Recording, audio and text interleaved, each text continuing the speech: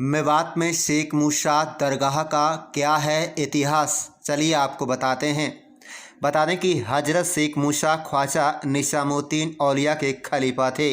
उन्हीं के कहने से मेवात में इस्लाम धर्म के प्रचार के लिए निकल पड़े थे। जब वे अरावली पर्वत के साथ से गुजर रहे थे तो एक कांटेदार झाड़ी ने उनका पल्लू थाम लिया। बार बार सुलझाने के बाद भी पल्लू नहीं सुलझा तो सारी स्थिति अपने आप भांप गए और वहीं पर अपना डेरा डाल लिया। हजरत शेख मूसा इस्लाम धर्म का प्रचार करने लगे और अपनी लग्न मेहनत व काबिलियत के चलते बहुत जल्दी दूर दूर तक उनको लोग जानने लगे। उन्होंने पूरा जीवन मेवात में इस्लाम धर्म का प्रचार और प्रसार किया। जिस जगह पर हजरत शेख मूसा का पल्ला झाड़ी ने थामा था वहाँ पर आज भी पल्ला गांव बसा हुआ है, जो देश के बंटवारे से पहले शेख समाज ख्वाजा गांव था और अब उस गांव में सभी समाजों के लोग रहते हैं। दरगाह करीब 800 वर्ष पुरानी है।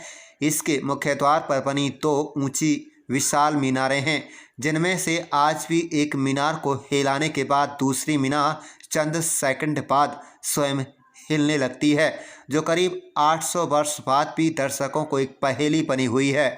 हजरत शेख मूसा की कब्र पर पुखराज पत्थर की करीब 2 दर्जन जालियां लगाई गई थी, जिनकी कीमत करोड़ों रुपए में बताई जाती हैं। लेकिन आज से करीब 20 वर्ष पहले इन जालियों को चोर उड़ाकर ले गए, जिनका आज तक कुछ अता पता नहीं चल पाया। लोगों का विश्वास है कि हजरत शेख मूसा की दरगाह में बनी उस कब्र पर एक झाड़ू चढ़ाने के बाद शरीर पर पैदा हुए मस्से अपने आप कुछ ही दिन बाद खत्म हो जाते हैं।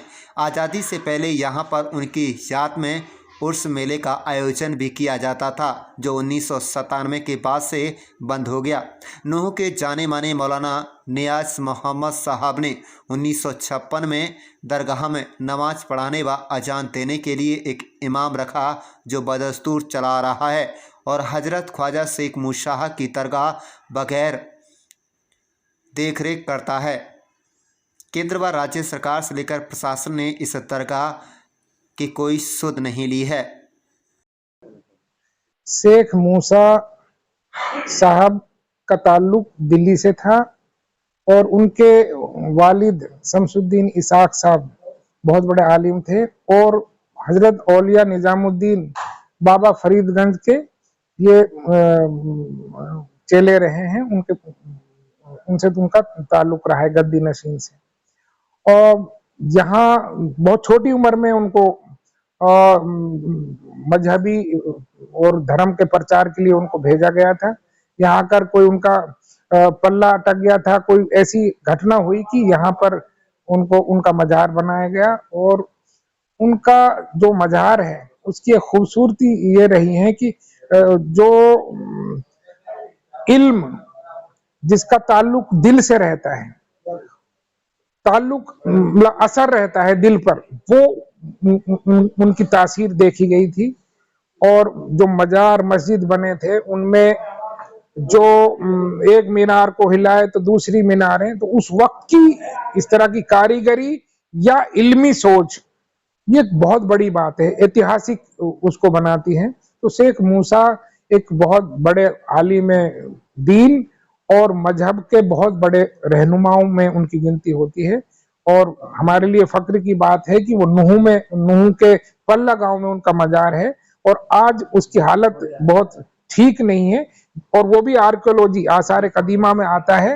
अगर सरकार चाहे तो इस तरह पर्यटन के रूप में उनको विकसित करके ऐसी नायाब चीजों को, आसार कदीमा की जो ये नायाब चीजें हैं, उनको सुरखरू कर सकती हैं और पर्यटन केंद्र के रूप में उनको विकसित किया जा सकता है।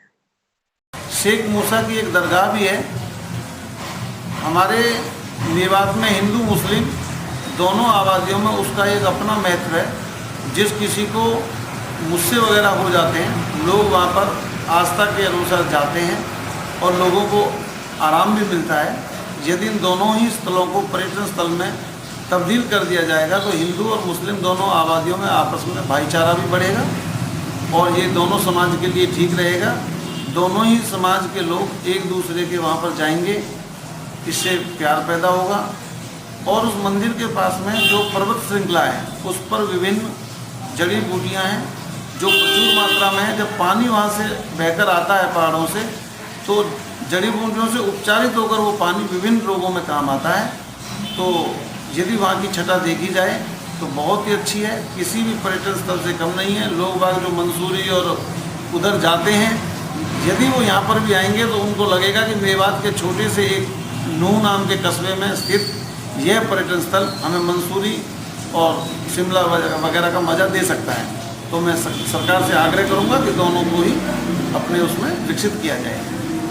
शेख मूसा की दरगाह है, वो भी बहुत प्राचीन है। उसकी जो गुंबज़ हैं वो एक के अंदर आप हलचल करेंगे तो दूसरी भी हिलेगी। इसलिए क्योंकि ये इंडिया के बहुत ही प्राचीन और फेमस जगह रहेंगी, इनको विकसित किया जाए। बहुत अच्छी हमारी सरकार से यही निवेदन है कि जल्द से जल्द इनके ऊपर काम चालू किया।